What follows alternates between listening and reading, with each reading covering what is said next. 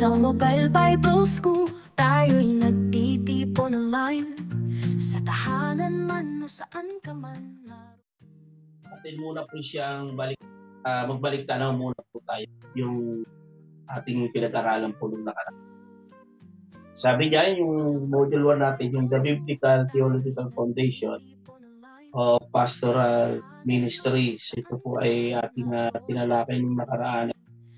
Napakaganda ng kanyang nilalaman. Sabi doon yung the pastor as a shepherd, tayo na tinawag ng ating Panginoon bilang mga lingkod, bilang mga pastor ng kawan ng ating Panginoon. At dito po ay pinakita kung paano tayo manguna sa isang gawain na binigay ng Diyos sa atin. Yung pagiging shepherd na nagbibigay ng buhay para doon sa kanyang mga pinangungunahang mga kaluluwa or church. At doon din po ay ating nakita yung strategic support, kung paano tayo gagalaw bilang mga pastor. Napakahalaga yung magbigay tayo ng panahon, magbigay po ng pagkakataon na mapalakas o mabisita, maiayos yung mga relationship natin sa ating mga nasasakupan. The pastor as a servant, dito pinakita po na kung paano tayo maglingkod, na ang modelo ay si Kristo. Karoon tayo ng pagkakataon na pakita ang paglilingkod sa tao at sa ating Panginoon. Yan, napakahalaga ng puso sa paglilingkod. Napakahalaga noong magbigay ng halimbawa at pangunahan yung Iglesia ng Diyos na ang ating structure ay nakabase doon po sa salita ng ating Panginoon. No? Binigyan din po tayo ng mga strategy, leadership, o paano natin ito mapapalakas yung ating pakikipag-ugnayan sa pamamagitan po ng ating paglilingkod. Yan. The pastor as theologian, kailangan ang isang pastor ay maayos ang kanyang pagtuturo o pagdadala ng mabuting balita dahil ito po ay napakahalaga sa ating mga nasasakupan. So itong mga pinag-aralan po natin ito ay nagbibigay sa atin ng kaalaman. Maaring marami sa atin ay matagal na po sa ministeryo. Yung iba po ay bago pa. So ito po yung makakatulong upang tayo ay mabigyan ng mga ideas o biblical na pamamaraan. Dahil ito po ay napapanahon po na lalo't ngayon maraming kaluluwa ang binigay ng Diyos sa bawat isa sa atin. So mahalaga na atin pong mabigyan ng sinasabi nating malasakit yung pagkatawag sa atin ng Diyos. Kasi tayo po ay tinawag ng Panginoon at isang mataas na pagkatawag ng Diyos sa atin ang pagiging lingkod o pagiging pastor. Ito po ay highest calling na masasabi nating hindi tayo karapat-dapat, pero tinawag ng Panginoon, nagbigay ng puso, nagbigay ng panahon sa Diyos, pinakinggan yung kanyang katatawag sa atin. Kaya ang pastoral theology ay dapat based on biblical theology. At ang foundation natin sa ministry talaga ay ang salita ng Panginoon. Dahil wala nang iba naman tayong gagawin kundi to lead people for Christ using the biblical foundation and yung gabay ng ating Diyos sa bawat sa atin. So ngayon, punta po tayo doon sa ating lesson sa module 2. May nakikita na po kayo sa inyong screen, mga kapatid. Meron Opo. po, Pastor. Okay, so yan. Muli, ang inyong pong kapatid, Pastor Joel Manalo ng More Than Enough Full Gospel Church. Ngayon po ay inyong kaklase sa MBS. At nabigyan po tayo ng pagkakataon ang ating Diyos na makapagbahagi. Hindi tayo karapat, pero ginawa ng Diyos na karapat-dapat ang bawat isa sa atin. Mahalaga yung magbigay ng encouragement sa bawat isa. Dahil ang magtutulong-tulong sa ministeryo ng Diyos ay ang kapwa pastor niya. Amen. So dapat yung pastor na kaibigan, pastor na kilala, siya yung nag-i-encourage, siya yung tumutulong, siya yung nagbibigay ng mga ideas. Sa madaling salita, siya po ay kasangga. Siya po ay kakampi. Kaya alam niyo po, napakalaking halaga na ang mga pastor, tinawag ng ating Panginoon, ay magkaroon po ng isang puso, isang layunin. Pag tayo naririto, magkakapatid sa Panginoon, and meron tayong trabaho na ibinigay ang Diyos sa atin, mahalaga yung presensya ng bawat isa sa atin. Amen? Lalo na po doon sa time na yung iyong kapatid na manggagawa ay dumaraan sa mga bagay na hindi inaasahan. So ngayon po ang ating topic, the pastor's spiritual life and character formation. So atin po itong bibigyan ng linaw yung ating mga spiritual na buhay, yung ating mga karakter bilang isang lingkod ng ating Panginoon. Paano ba natin ito dinidil? Paano natin ito ipinakikita? At napakahalaga na yung ating spiritual life ay intact. No? Nandoon yung guidance of God. Nandoon yung presensya ni Lord sa ating mga pagpapastor. So, mahalaga po yung character. Mahalaga yung maayos ang spiritual life ng isang pastor dahil tayo yung tumatayo doon sa harap, tayo yung nagpapakain. Ito po kasi minsan yung medyo mabigat sa buhay ng isang pastor, no? Lalo na po pag wala kang mentoring, yung wala nagbe-mentor, yung bang sa sariling talagang pagpapalakas mo yung ginagawa mo by the guidance of our God, ay napakahalaga na yung spiritual life natin ay mapili ng maayos. Kaya para sa aking pananaw, mahalaga na ang isang pastor ay nakakapakinig din ng salita ng Diyos sa iba. Yung siya ay nakakakain din ng salita ng ating Panginoon, dahil tayo nga po ay bato ng bato, bigay ng bigay sa ating mga nasasakupan. So bisan dumarating din sa punto na yung spiritual life ng pastor ay nagkakaroon ng problema, yung kanyang character. So, kailangan meron tayong salamin. Siyempre, ang salamin natin dyan, yung salita ng Diyos, no? Na siya po natin tinitingnan, sinusundan. At ito ang gumagabay sa atin. So, yung ating spiritual life ay mahalaga na ito po ay maayos. Yung ating character ay mahalagang maayos. Dahil tayo po yung modelo ng ating mga nasasakupan sa bawat simbahan. Although na ito naman po ay pag-aari ng Panginoon. No? Tayo po ay katiwala lang ng Diyos.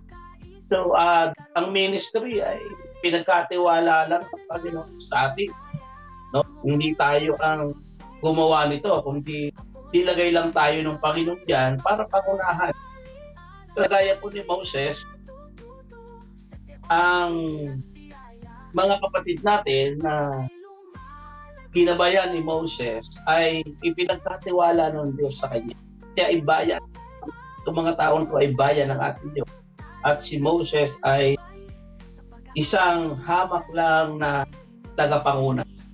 So ngayon po, mustahin natin yung tinatawag po na The Pastor's Personal Holiness and Devotional Life. Yan. So ito po, napakahalaga. Mahalaga po itong tinatawag natin personal holiness and devotional life. Meron kasi sinabi doon sa 1 Timothy chapter 4 verse 16. Sabi doon, ingatan mo ang iyong sarili at ang iyong pagtuturo. Manatili ka sa mga bagay na ito sapagkat sa paggawa nito ay may liligtas mo iyong sarili at ang mga nakikinig sa iyo. So, kumustahin natin yung tinatawag natin personal holiness noong isang pastor o yung kanyang devotional life. Kasi dito sa 1 Timothy, ito po ay the pastoral episode, gold mine of which instruction, especially for young minister nung panahon po ni Pablo, ay kanyang laging pinapalalahanan itong kanyang mga kamanggagawa. Especially, nung siya po ay nandun sa bilangguan, sumusulat siya para palakasin. Merong binanggit yan sa Colossians chapter 4. Merong sinabi doon na mga paalaala ni Pablo sa kanyang mga kapwa lingkod na tumayo, magpatuloy sa kabila ng maraming pagsubok, at mahalaga yung tinatawag na devotional life. So, unahin natin yung tinatawag nating holiness as heartfelt habit. Ano ba yung ating ginagawa para yung holiness sa pang-araw-araw na buhay natin ay may ayos ng isang lingkod? Lalo na po kapag ang isang pastor ay hindi naka full time, hindi siya full time pastor, may trabaho, at yun po ay isang halimbawa sa atin, o kaya po doon sa mga full time pastor, doon sa hindi full time medyo struggle, kasi yan po ay naranasan ko nung ay hindi pa talagang full time doon sa gawain, dahil may trabaho po ako nung panahon na yun. Medyo struggle ako nung time na yun, dahil sa halip na ang pagtutuunan talaga ay yung devotional life, ay nakakatik yung oras. Maaaring dito po ay makaka-relate. May mga pastor tayo na nagtatrabaho, at ako, saludo ako doon sa ganung mga pastor. Pero sabi ko nga, napakahirap i-manage yung time, lalong-lalo na dito sa kapag ikaw ay merong pamilya. So dito, kung ating makikita natin na itong holiness and as heartfelt habit, ito ay deep sincerity. Sabi diyan, honoring God through daily devotion and prayer.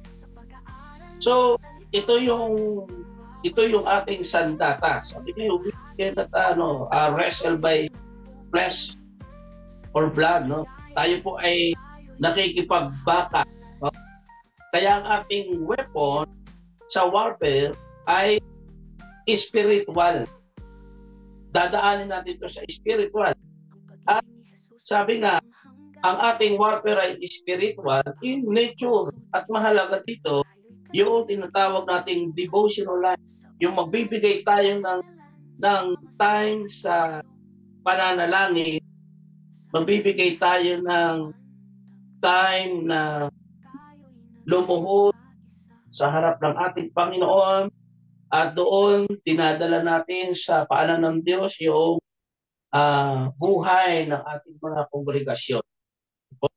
Kaya kung ating makikita dito sa ating devotional prayer, ay isang halimbawa po dito sila Moses at sila Paul, nagbibigay talaga sila ng time na ipanalangin. At di ba, bisan mas maraming prayer sa labas o sa iba rather than to ourselves, di ba? Mas ipinapanalangin natin yung ating mga kapwa yung ating mga membro, yung ating kamanggagawa, yung ating mga leader. Dahil tayo nga po yung tinatasan ng ating Panginoon. At ito po ay talagang dapat yung deep sincerity, because our weapon is not platform, not a strategy, not a method, but in understanding, in spiritual nature. Kaya yung pananalangin sa buhay ng isang pastor ay mahalaga. At alam niyo po ba na ayon po doon sa statistic noong 2014 ay maraming pastor na nate-terminate sa pagpapastor. Maraming pastor, sabi doon ay 1,300 terminated each month. At 1,700 pastor left the ministry. Iniiwan nyo ang ministry. At 75% do not finish well. At hindi nila talaga natutugunan. Bakit kaya? Kasi nga mahalaga po yung devotional prayer ng isang pastor. So tayo, bilang isang mga manggagawa, ito yung ating weapon para po dalhin yung gawain sa pamamagitan ng pananalangin. Kaya bawat isa sa atin, mahalaga yung yung pag-hold, i-embrace yung presensya ng ating Panginoon. At dito ay yung devotional life talaga niya malalim, at nandoon talaga yung kanyang puso na ialay sa Diyos yung kanyang kawan. At kapag ang isang church o ang isang pastor ay lack prayer, medyo may struggle, may problema doon sa kanyang buhay. At yung spiritual niya minsan ay hindi nagiging maayos. So ang susi ay laging magbigay ng time sa ating Panginoon. Ito po ay inuutos sa atin na doon natin bunuin. Diba? Lalo-lalo na po pag may mga problema tayo sa church. Ang pastor kasi ay hindi makapagsabi ng kanyang problema sa membro o sa iba, lalo na kapag ito po ay personal. No? Yung pastor, siya lang yung napagkakatiwalaan, kagaya sabi doon sa counseling, kapag ikaw ay pinagtapatan ng isang kapatid ng mga problema, dapat ikaw ay mapagkakatiwalaan. So saan natin yung dinadala? Sa pamamagitan po ng panalangin. Doon natin po sinasabi. Kaya mahalaga po mga pastor, mga kapatid kong manggagawa, na yung devotion natin and prayer ay talagang mataas. At masasabi natin na ito'y hindi natin napapabayaan. Kaya ang pagiging isang pastor, ang isang pagiging shepherd, yung spiritual life niya, yung character formation niya ay nagre-reflect, lalong-lalo na sa pamamagitan ng pananalangin, yung kanyang devotion ay nakikita. No? So, how much time pastor na nag-i-spend ng time o ng panahon sa prayer. So, mahalaga po yan, yung honoring God through daily devotion and prayer. Po. Kaya minsan, di ba, lalo na kapag ikaw ay pagod na pagod, no?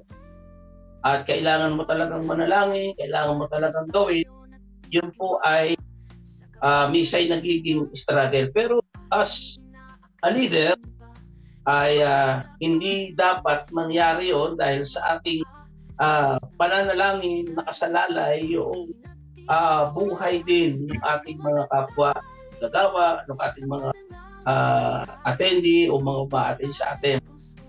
At ito po ay napakahalaga. Pangalawa ay yung sinasabi natin harnessing spiritual for spiritual strength. Yan. So powerful po ang salita ng Panginoon. At ito po ay nakapapatibay ng ating pananampalataya. At ito rin po ay nakakatakbo tayo ng comfort kapag nakikita natin yung challenges, sa pastor kasi maraming challenges, no? Maraming pagsubok financially, emotionally, spiritually, maraming challenges tayong kinakaharap bilang isang lingkod ng ating Panginoon. But in reading scripture, ito po ay mahalaga. Dito tayo kumukuha ng lakas sa salita ng Diyos. Iba po kasi yung tayo ay nagkakaroon ng personal reading, yung devotional natin, nagkakaroon tayo ng journal, ating tinitingnan yung personal na mensahe ng Diyos sa atin. Iba pa yung message na ating inaaral para maibahagi sa kongregasyon, at iba rin yung message na mismo personal mo pagsasaliksik, personal mong pagbabasa. At dito po, kapag ginawa natin to, yung harnessing scripture, nagbibigay siya ng spiritual strength. Amen? Nagbibigay siya ng kalakasan sa bawat isa sa atin. Yung salita ng Diyos, dahil ito po ay gabay, ito po ay powerful. Kaya mahalaga na maging habit yung pagkakaroon po niya ng pagbabasa, pagsasaliksik. Kasi lalong-lalo na sa ating mga leader o mga pastor, mahalaga na yung salita ng Diyos ay talagang tayo muna ang kumain bago natin ipakain doon sa kongregasyon. Tayo muna ang tumikim para tayo muna yung titikin kung may lasa ba, kung ba ito ay hindi matabang, o tayo muna mag-absorb. Kaya yung reading of the Word of God or the Scripture ay napaka halaga sa bawat isa sa atin. Kaya po yung pag-journal, kagaya po, o po yung nag-journal every day, andun po ay sinusulat ko sa journal ko yung aking personal devotion sa salita po ng ating Panginoon. Okay. Third, habitual commitment to godly living. So, ang godly living na sinasabi dito ay hindi yung tinatawag na perfect life o perfect life, but ito yung tinatawag natin na buhay na nakikita sa bawat isa sa atin, yung pagbibigay mo ng commitment, naging habit mo na yung magandang buhay sa iba. No? At dito, yun ay pumapasok sa holiness na nakikita sa atin yung pang-araw-araw na godly life. Pero ako isang na pastor, no? Ito yung sabi ko ay dapat na ma-settle niya dahil kapag nakakausap ko siya, medyo hindi tugma doon sa pagiging pastor. Sabi ko lang sa kanya, pastor, kasi ikaw yung pinakikinggan. Ngayon, kapag ang buhay natin ay wala yung godly living, linggo lang yung godly living, and then pagdating na nung pang-araw-araw ay wala na. Medyo tagilid yung pagiging pastor. So, kaya ito ay mahalaga yung ating commitment na pagkakaroon po ng isang kumpletong surrender na buhay sa ating Panginoon. Amen? So, ang hirap na ang godly living ay hindi mag-reflect doon sa isang lingkod. Kaya nga, sabi nga doon sa statistic, maraming pastor ang iniiwan ng ministry. Okay? Pangalawa, sunod,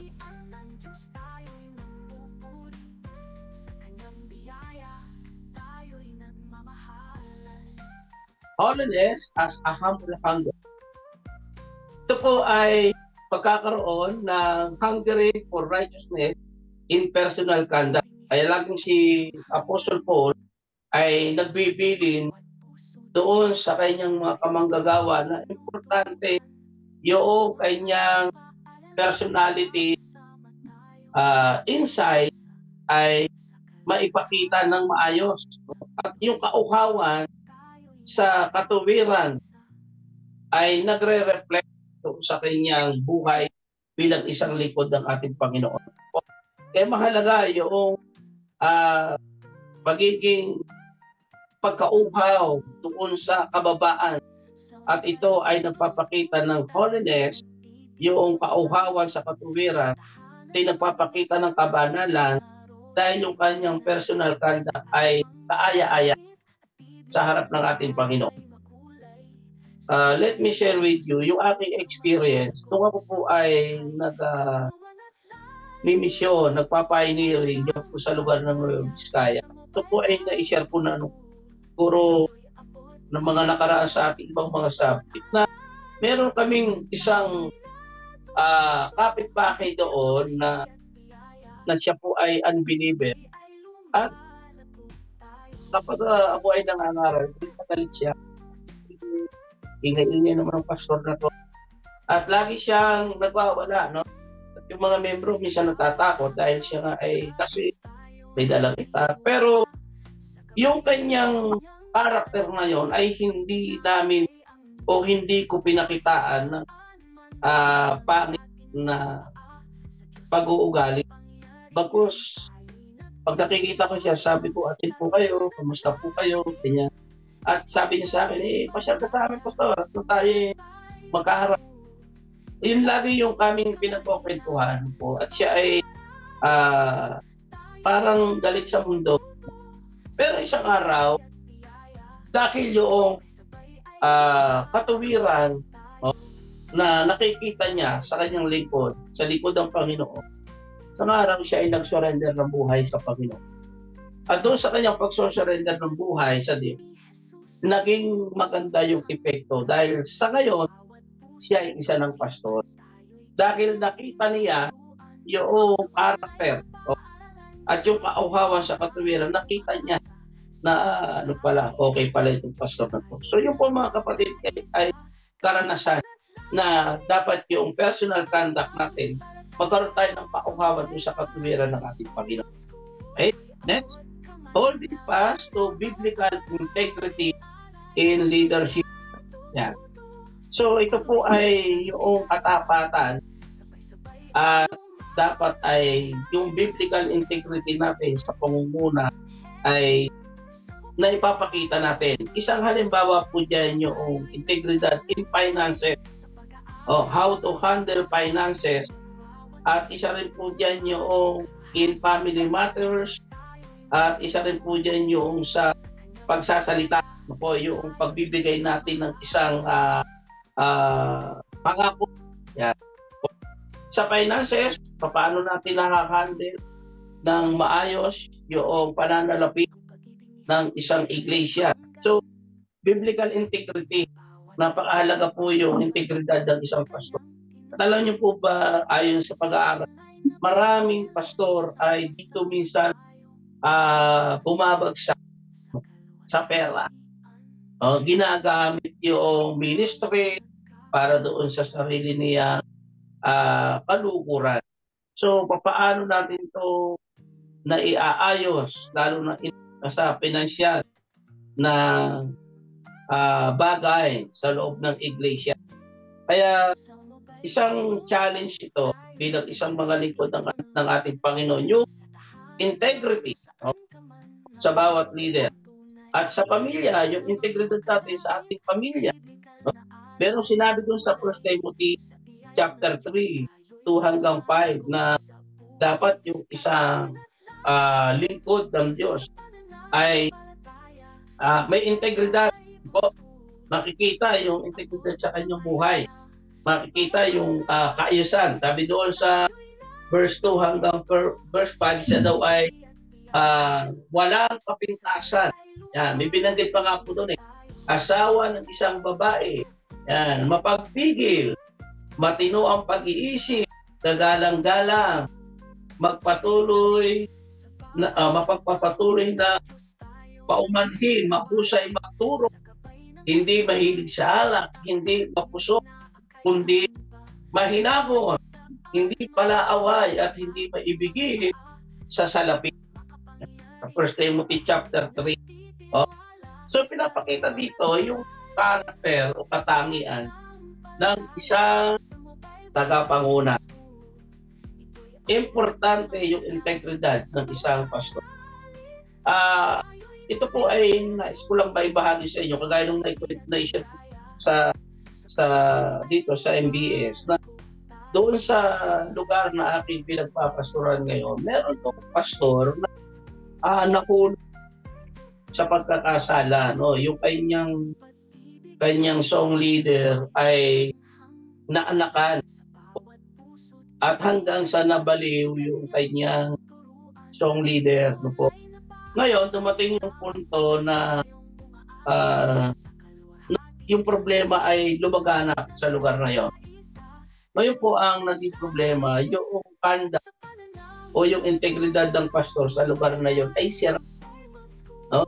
Kaya nung kami ay nagkaroon po ng evangelism ng house to house, sabi po ng mga tao, yan mo sa pastor, hindi namin yan. Kasi ganito siya, ganito. So nakakalungkot dahil siya po yung kapwa natin manggagawa. Pero nadudunin yung naibaba yung integridad. At dahil din naman yun doon sa kakulangan ng leader na yun. Lagi ko lang sinasabi, huwag na po nating tingnan yung mga naging problema. Ang atin na lang pong gawin ay iayos na po natin yung mga bagay na dapat.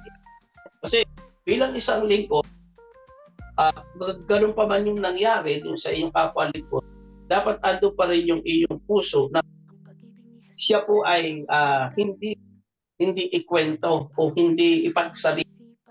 Iingatan pa rin yung integridad ng kapwa pastor. Kaya nga po, yung pagkakaroon ng relationship pastor sa pastor, mahalaga yon na kung nagkamali, kung nagkaroon ng problema yung isang kamanggagawa natin, dapat hindi tayo magagala doon sa kanyang kamalian. Pagkos tayo ay naroon para manalangin para sa kanya, gumabay, magbigay ng mga pwedeng itulong dahil yun yung tunay na nature ng kapwa manggagawa sa Panginoon.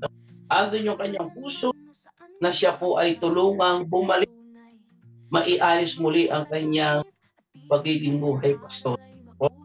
So, yung integridad sa pamilya, may binanggit doon na hindi mahilig sa alak, hindi mapusok, kundi mahinahon, hindi palaaway, hindi may bigin sa salapi, dapat ay pinamamahalaan niyang mabuti ang kanyang sariling sambayanan. Sinusupil ang kanyang mga anak at may lubos na paggalang. So, modelo ang isang pastor sa loob ng kanyang tahanan. At siya ay, ang integridad ay nakita doon sa loob ng kanyang tahanan. Ano po? Sabi doon, siya po ay laging may kakayahang magbigay ng mabuting halimbawa sa sarili niyang sambayanan. So, kasi unang ministry natin yan, yung ating pamilya na mahalagang maisama natin sila doon sa gawain ng ating Panginoon. Dahil ako po personally, kami nung aking pamilya ay isang team kami sa ministry. Po. Yung aking may bahay, siya yung nag-i-in-charge minsan doon sa pagluluto para ipakain doon sa church. Po. Siya yung nagmamanage. No? Yung aking anak, song leader, yung aking panganay ay guitarist. Doon naman po sa mga teknika, kagaya ng pagbibideo, yun po aking sa yung aking manugang ay aming song leader din and MC. So kami po isang team sa church ng aking pamilya. Kaya yung integridad, napakahalaga. Yung support ng family, ng asawa, ng anak, dapat ay nakasupport talaga doon sa pastor, doon sa loob ng pamilya. At gayon, ang ating namang trabaho, yung integridad natin ay ipakitang maayos bilang isang leader, hindi lang sa loob ng church, especially doon sa loob ng ating tahanan. At integrity doon sa ating mga ipinapahayag o ating mga ipinapangako. No? Nandun yung tinatawag natin na word of honor. Mahalaga po yun sa isang leader, no po, yung sa kabanalan.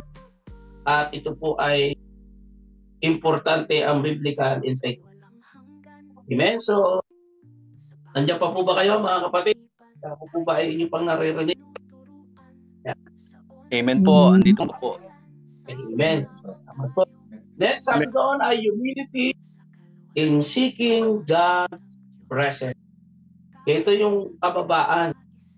Yung binanggit natin kanina, yung daily prayer, make prayer a daily routine. No? At yung daily study scripture, spend time reading and meditating. Tsaka yung daily practice kindness to connect to others. So mahalaga yung humility, yung kababaan sa ating Panginoon. No? Sabi doon, humility in seeking God's presence. So ang pamamarang ito ay kaakibat yung pananalangin para matagpuan natin yung presensya ng ating Panginoon sa bawat isa sa atin, dahil mahalaga na ito po ay gawin ng isang leader, yung hanapin yung kababaan sa pamamagitan ng paghanap sa presensya ng ating Panginoon. Ito po ay napakahalaga dahil dito ipapakita natin yung kabanalan ng isang tagapanguna sa iglesia. Okay? Next. Yan. Holiness as a holy habitation. So ito po ay kaakibat yung kabanalan ito, na yung kabanalan ay naging habit. Sabi doon, hosting the Holy Spirit through sanctified life. Yan. So hayaan natin na yung banal na Espiritu ay patuloy ng mag-dwell at mag-manifest sa mga buhay natin. Ang paghawakan natin yung kakayahan ng banal na Espiritu na kayang magbigay ng isang sanctified na buhay sa atin. Atin itong paghawakan, atin siyang hayaang patuloy na mag-dwell sa mga puso natin. Kahit na tayo po ay dumaraan sa maraming pagsubok, challenges, andyan po ang banal na Espiritu na siyang magbibigay sa atin ng tunay na buhay na pinagpala. Okay? Sunod po, helping others, sabi, pursue personal holiness. So tayo po bilang isang pastor ay nakasupport, nakaguide doon sa spiritual growth ng ating pinaglilingkurang mga miyembro, providing right direction to see them na sila po ay mag-grow in faith. So hindi lang tayo yung hahanap noong sanctified life sa personal na buhay, kundi tutulungan din natin yung iba na matagpuan nila o i-push nila yung personal holiness. Tulungan yung iba na sila rin po ay magkaroon ng isang tunay na paglilingkod o mag-provide tayo ng tamang direksyon sa kanila upang makita natin na sila po ay lumalago sa kanilang pananampalataya. Kaya yung trabaho natin bilang pastor, ito yung character formation ng isang pastor na isaasama natin sa paglago yung ibang tao o yung ating pinapangunahang simbahan, dapat ay sama-sama, sabay-sabay na lumalago. Hindi lang iisa, hindi lang dadala, kundi dapat magkakasama talaga na makakitaan ng paglagong Kristiyano ang bawat isa. So, mahalagang i-portion natin, no? Ibigay natin sa kanila yung ating gabay po sa panoong paraan. Kagaya po ng tinatawag natin discipleship, ito, yung pagdi-disciple. mentoring. Yan.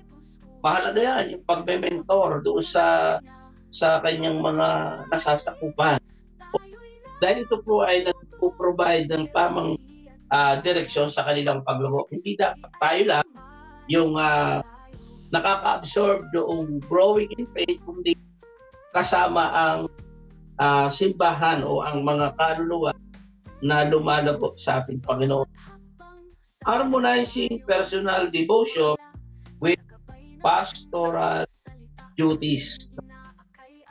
So, mahalaga po itong ating trabaho na ibinigay ng Diyos sa atin.